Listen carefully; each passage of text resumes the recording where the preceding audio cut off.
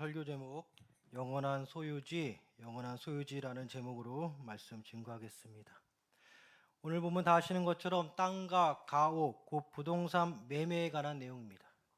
핵심은 주님께서 영원토록 주신 땅, 곧 매매가 불가능하거나 매매가 되었다 하더라도 결국은 다시 원주인에게로 돌아오게 되는, 주님이 주신 그 기업이 되는가 하면 자유로이 합법적인 테두리에 하에서 부동산 매매가 자유로이 가능한 재산이 되는, 이런 등등의 부동산 매매에 관한 것입니다. 자유롭게 매매가 가능한 부동산이 있고, 매매가 되더라도 희년이라는 주님의 회복의 개념에 따라 다시 돌아오게끔 하는 그 장치, 그것이 오늘 본문이라고 볼 수 있겠습니다. 가나안 정복, 그 약속의 땅을 주시기로 한 주님의 약속 이루어 주었습니다. 정착된 곳에서 의식주를 이루어 나갑니다. 재산이 증식됩니다. 당연히 부동산 매매에 대해도 일어납니다. 여러 사회생활 환경 가운데 이사도 갑니다. 이에 집을 사거나 팔아야 하는 일도 생깁니다. 주님은 부동산, 곧 집에 대한 매매에 대하여 합법적인 말씀으로 이스라엘 백성들의 의식주를 보장해 주십니다. 본문 29절 보니까 성벽 있는 성내 가옥을 팔았으면 판지 만 1년 안에는 물을 수 있나니 곧 그 기한 안에 물으려니와 하고 나옵니다. 당시에도 나름 성벽 있는 성내, 곧 수도권이 있었습니다. 인구 밀도 어느 정도 있었다 보입니다. 집은 건축되어지고 집에 대한 매매는 이루어졌습니다. 단 조건이 있습니다. 매매가 이루어진 지 1년 안에 직전 집주인 혹은 직전 집주인의 친척이 다시금 그 가옥을, 그 집을 재구매하고자 할 때는, 성경적인 표현으로 직접 매매를 무르고자 할 때는 그렇게 해야 합니다. 아니, 집을 팔았으면 팔고 집을 샀으면 샀지 왜 1년이라는 유예기간을 주어서 직전 부동산 매매에 대하여 무효 처리를 할 수 있게 하는지 궁금합니다. 이는 주님의 은혜로 얻게 된 나의 소유인데 직전 집주인이 여러 사정으로 쫓기듯 집을 급하게 내놓을 수도 있고, 더욱이 모든 만물이 주님의 것인데 주님께서 각 지파별로 처음부터 각 사람들에게 주신 것이기에 주님이 더 큰 은혜로 주님께서 직전 집주인의 사정을 더 살펴봐 주신 것이 아닌가 생각되어집니다. 하지만 주택 매매가 이루어진 지 1년이 지나면 이 매매는 확정되어집니다. 매매 발생일로부터 1년 동안 직전 집주인 혹은 직전 집주인의 친척 등이 다시 재구매하고자 하는 의사가 없었다는 것은 미련이 없다거나 혹은 미련이 있을 수 있지만 더 나은 환경을 주님께서 열어주셨거나 등 하였기에 이 주택 매매에 대해서는 최종 구매자의 영원한 소유로 인정해 주신다고 오늘 본문을 말씀하고 있습니다. 본문 30절, 1년 안에 무르지 못하면 그 성 안의 가옥은 산자의 소유로 확정되어 대대로 영구히 그에게 속하고 희년이라도 돌려보내지 아니할 것이니라. 그러나 예조항이 뒤이어 본문 31절에 나옵니다. 그러나 성벽이 둘리지 아니한 촌락의 가옥은 나라의 전토와 같이 물러주기도 할 것이요 희년에 돌려보내기도 할 것이니라. 이 예조항인데, 즉 성벽이 둘리지 아니한 지역, 가옥들, 우리 식으로 말하면 수도권 밖 지방입니다. 1년이라는 유예기간 없이 바로 최종 구매자의 소유권으로 인정해 주면서 동시에 희년, 소유권자가 소유된 지 50년째 되는 그 희년, 매매일로부터 50년째 되는 해에는 원주인에게로 돌려줄 수도 있다는 가능성이라는 예조항이 31절에 붙습니다. 종합해보면 성안, 곧 수도권에서의 주택 매매는 약 1년의 유예기간을 주어서 직전 집주인의 재구매 의사 요청을 반드시 용인해 주어야 하지만 성밖 곧 지방에서의 주택 매매는 최종 구매자의 소유권이 바로 발생됩니다. 또한 매매일로부터 희년이라는 50년 후에는 원주인에게로 다시 돌려줄 수도 있다는 가능성을 말씀하고 있습니다. 이는 부동산 거래의 안전성을 확보하기 위한 것으로 보이기도 합니다. 수도권 지역에서의 주택은 생활환경의 다변화로 주택 매매가 안전하고 활발하게 이루어져야 합니다. 동시에 구매자를 위해서라도 소유권한을 확실히 해주어야 하기에 딱 1년이라는 유예기간을 수도권 안에서만, 성 안에서만 주었다. 성밖은 유예기간이 없지만 50년째 희년째에 다시 돌려올 수 있다는 그 가능성을 열어주었다라고 보여집니다. 더 나아가 50년이 지나면 원주인에게로 돌아갈 수 있다는 가능성, 주님께서 처음부터 의도하신 각 지파별로 그 부와 기업 분배에 있어서 주님의 원뜻을 나름대로 계속 이어나가게 하기 위한 방편으로 이 희년 50년의 회복의 해를 이해하게 됩니다. 주님의 원하시는 진정한 뜻은 처음 분배한 그대로 각 지파가 주님께 받은 그대로 이어나가기를 원하시지만, 수도권 지역은 성 안쪽은 여러 다방면의 생활권 변화가 있기에 1년이라는 유예기간을 주시지 않았나 생각되어집니다. 1년이 지나면 수도권 지역에서의 주택 매매 시 구매자의 영원한 소유가 됨으로써 주님 역시 간접적으로 수도권 지역에서의 부의 재분배를 용인해 주었다 생각되어집니다. 본문 32절부터 34절까지는 레위 지파에 관한 겁니다. 그 대상이 레위 지파인데 흔히들 성전에서의 봉사자들을 레위 지파라 우리는 개념하고 있습니다. 레위 지파 사람이 집주인 경우 이 집을 자유로이 매매할 수 있으나 희년 곧 50년째에는 반드시 그 원주인 레인에게 그 주택을 돌려주어야 한다. 이는 강제 조항입니다. 레위 지파는 특별히 경제활동을 잘하지 못하는 특수한 경우이기에 팔았던 그 집을 희년 50년째에 다시 돌려받을 수 있는 장치가 마련되었다 보여집니다. 또한 오늘 보면 마지막 34절에 보면 들판이 나오는데 이는 아예 정반대 개념입니다. 성읍주위에 들판을 소유한 레위 지파가 있다면 그 들판은 아예 매매 대상이 될 수 없습니다. 오늘 보면 마지막 34절, 그러나 그들의 성읍주위에 있는 들판은 그들의 영원한 소유주인이 팔지 못할지니라.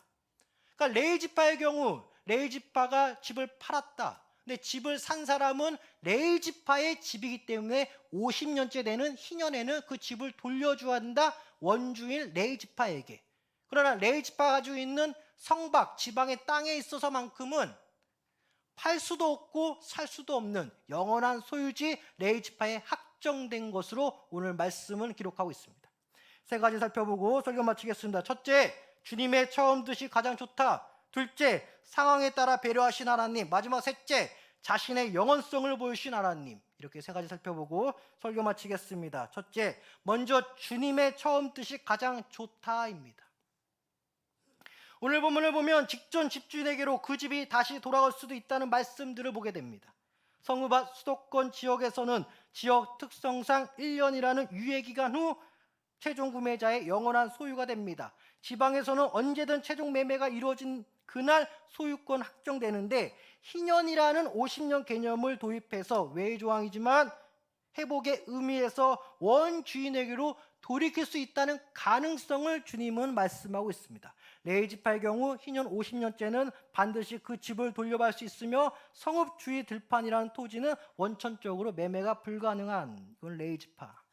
오늘 본문을 통하여 발견되는 하나님의 속성은 처음부터 공평하게 공정하게 각 지파별로 분배한 것 그대로 계속 이어나가기를 원하시는 하나님의 속성을 발견하게 됩니다. 예수님을 믿는 가운데 부의 증식이라는 은혜를 받는 사람도 있습니다. 아브라함, 이삭, 야곱, 욥이 대표적일 것입니다. 그럼에도 현실은 전 인류가 죄인이기에 사실상 지금의 부가 그 다음 때로 넘어가면 넘어갈수록 참 이게 지켜지는 게 참 어려워요. 더욱이 현대사회는 외부 경제 여파와 정부 정책으로 인하여 바로 앞에 경제 상황을 쉽게 판단하기 힘듭니다. 여기에 마지막 때 전쟁과 천재, 지면, 지진 등이 변수이기도 합니다. 이에 오늘 본문에서 주님은 희년을 말씀하셨습니다.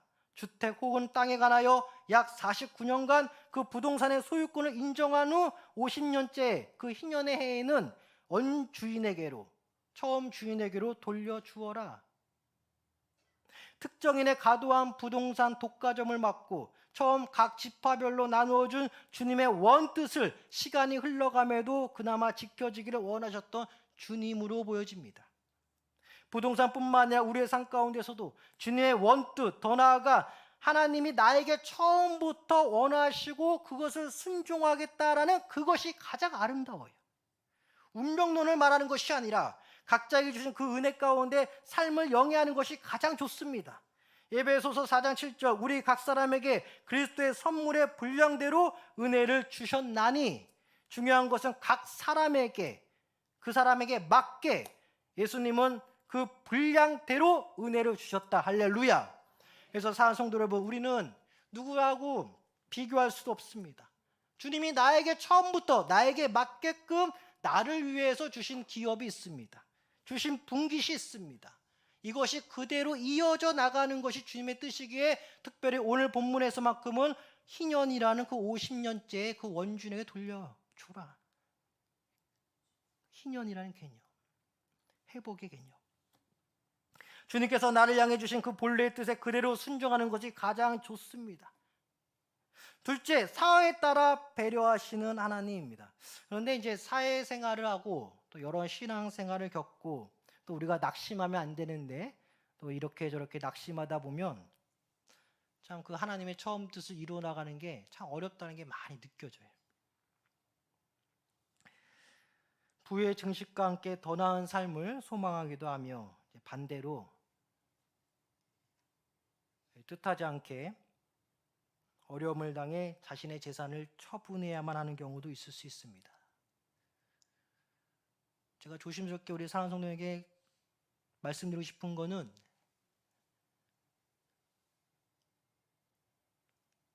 법원에 급하게 경매로 나온 거, 그게 좀 저렴하게 나왔다 할지라도 죄는 아니지만 그 직전 집주인의 피눈물이 섞인 그 집이기 때문에, 그 건물이기 때문에 죄는 아니지만 그 법원 경매 급하게 나온 것들 거기에 너무 마음을 뺏기지 않았으면 좋겠어요.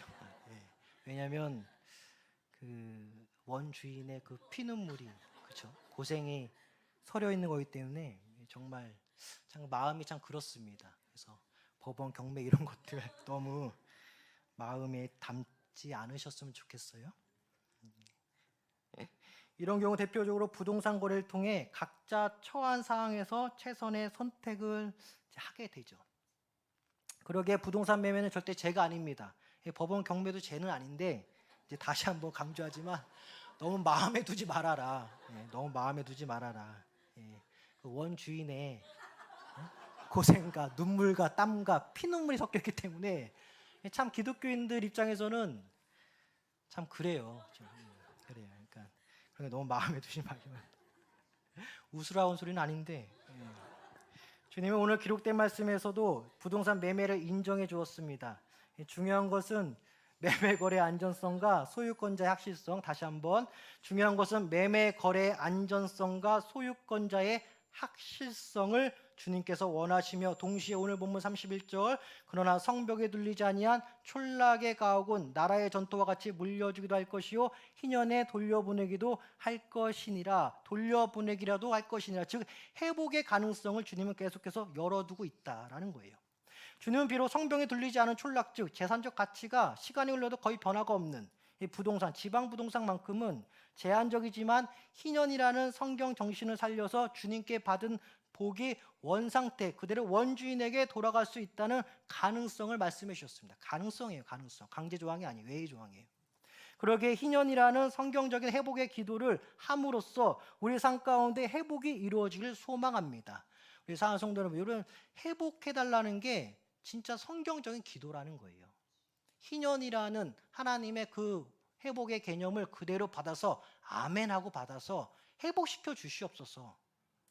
억울하게 빼앗긴 거, 억울하게 잃은 거, 어떻게 실수로 좀 내 손을 떠난 거 회복시켜 주세요. 그 기도가 왜 잘못된 기도입니까? 성경적인 기도죠. 비록 외의 조항이지만.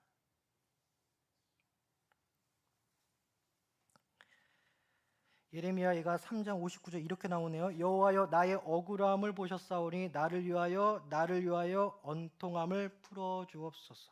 여호와여 나의 억울함을 보셨사오니, 나의 억울함을 하늘에서 보셨사오니 나를 위하여 언통함을 풀어 주옵소서. 할렐루야. 정말이지 현재 그 최종 소유권자 보호 때문에 이 세상 법적으로는 도저히 안 된다 하더라도 다른 측면에서 숨통이라도 트일 수 있는 정도의 은혜를 바라는 심정, 주님께 매달리시길 간절히 소망합니다. 희년의 정신을 이 땅 가운데 부어 달라고 기도해 주시면서 아모스 5장 24절 오직 정의를 물같이 공의를 마르지 않는 강같이 흐르게 할지어다. 할렐루야. 그래서 우리 기도의 끈 놓지 않길 소망합니다. 회복의 하나님 만나겠습니다. 끝까지 신앙 지켜야겠습니다. 주님의 정의와 의를 이 땅 가운데 이루어지길 소망합니다. 이사야서 56장 1절 여호와께서 이와 같이 말씀하시기를 너희는 정의를 지키며 의를 행하라. 이는 나의 구원에 가까이 왔고 나의 공의가 나타날 것임이라 하셨도다 라고 나옵니다. 그래서 우리는 어떠한 상황에서도 주님의 정의를 지켜야 되고 의를 행해요. 그러면 억울함을 하시고 주님께서 회복시켜 주시고 또 나의 구원을 계속해서 유지시킬 수 있고 낙심하지 않은 채 나의 공의가 나타날 것이다. 주님의 공의가 나타난다라는 거예요. 억울함을 풀어주시는 그 하나님 붙잡으시길 소망합니다. 희년, 회복의 개념이에요. 회복의 개념. 마지막 셋째, 이 자신의 영원성을 보여주신 하나님입니다. 영원하신 하나님은 우리에게 영원한 생명, 구원, 즉 영생의 은혜를 주셨습니다. 영원하신 하나님이 영원한 것을 우리에게 부어주신 거죠. 또한 오늘 본문 가운데 매매가 안 되는, 즉 사고 팔 수 없는 절대적인 레이지파의 영구한 소유지, 영원한 소유지를 말씀하고 있습니다. 이 영원한 소유지 개념을 통해 주님은 마치 우리에게 간접적으로 이렇게 말씀하시는 것 같아요. 영원한 내가 준 은혜의 선물, 곧 구원은 영원한 것이다. 우리들이 받은 구원은 영원합니다. 레이지파에게 주신 오늘 본문 마지막 구절 34절 그러나 그들의 성읍 주위에 있는 들판은 그들의 영원한 소유주인이 팔지 못할지니라. 성전에서 주님만을 모시고 사는 레이지파, 성전에서 주님만을 모시고 사는 우리들인데 우리에게 주어진 영원한 소유주가 있습니다. 바로 구원입니다. 우리 역시 주님만을 모시며 사는 사람들, 우리에게 주신 영원한 소유 곧 천국, 영원히 거할 그 천국, 어느 누구에게도 팔 수도 살 수도 빼앗길 수 없는 그 영원한 구원이 우리의 영원한 소유일 줄 믿습니다. 우리는 영원한 사람들이, 영원한 천국에 거할 사람들입니다. 이 땅 가운데 우리 가문에게, 우리 기업에게, 우리 가정에게 준 영원한 소유주가 있습니다. 그것도 감사하죠. 물질적인 복도 감사하죠. 하지만 우리가 더 마음에 신경 써야 될 것은 내가 받은 영원한 구원. 그러기 어떤 상황에서도 영원한 구원의 기쁨을 빼앗겨서는 안 되겠습니다. 골로새서 1장 11절 그의 영광의 힘을 따라 모든 능력으로 능하게 하시며 기쁨으로 모든 겸딘과 오래 참음에 이르게 하시고. 할렐루야. 그의 영광의 힘을 따라, 하나님의 영광의 힘을 따라 모든 능력으로 능하게 하시며, 우리를 능하게 하시며 기쁨으로 모든 견딘과 구원의 기쁨으로 모든 견딘과 오래 참음에, 우리가 구원의 기쁨으로 정말 모든 것을 견딜 수 있고 오래 참을 수 있다. 하나님의 영광, 구원의 은혜가 우리에게 비추어서 구원의 기쁨이 나에게 와서 우리는 이 땅 가운데 모든 견딘과 오래 참음을 이룰 수 있다. 구원을 이루어 나간다라는 것으로 이해되어집니다. 오늘 본문을 마치 한 인생의 연대기적 관점에서 살펴보면 젊었을 때는 치열하게 살아요. 부동산 사고 팔기도 하죠. 그러나 은퇴 이후에는 주님께서 주신 그 은혜대로 살기 위해서 치열했던 도심지 생활을 정리하고 성읍 밖에서 그 인생을 보내게 되는 경우도 있습니다. 도심지 생활을 정리하고 성읍 밖에서 인생을 보내게 되는 경우, 이때 주님께 받은 복을 세워봅니다. 희년이라는 회복의 관점에서 보건대 주의 은혜로 뜻하지 않게 다시 돌려받은 것도 있고, 기도에서 돌려받은 것도 있고, 은혜 가운데 돌려받은 것도 있고, 은혜 가운데 억울하게 뺏긴 거 다 돌아오게 할 수도 있고. 할렐루야.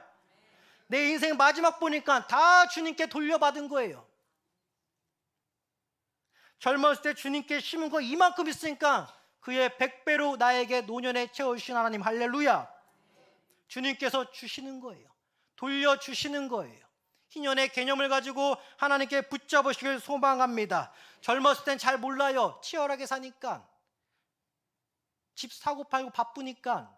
그러나 나이가 들면 들수록 주님께 받은 복을 하나하나 세워보니까 다 주님께서 주신 것이고 돌려받은 것이고 다 나에게 돌아온 것이고 주의 은혜로 주님은 내 인생을 통하여 희년의 하나님 내가 만났습니다.